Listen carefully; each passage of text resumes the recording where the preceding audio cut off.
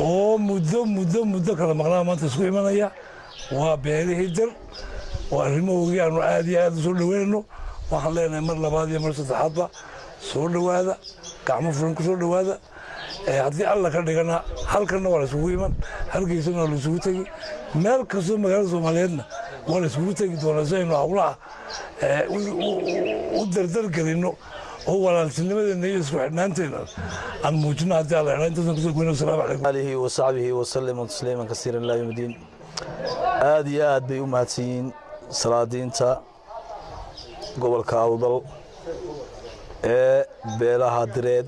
aad iyo aad baan ugu mahad celinaynaa soo dhaweyntiina soo dhaweeyeen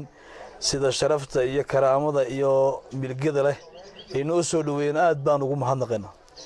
waxaa la yidhi qofkaan ibni aadanka u mahadnaqa ilahay inuu mahadnaqo annaga sharaf bay noo tahay iyo karaamo maanta waxaanu ka soo amabaxnay saaka 8 barkii axbaar ilaa 9 meelahaas caasimadda jamhuuriyadda somalilan hargeysa waxaanu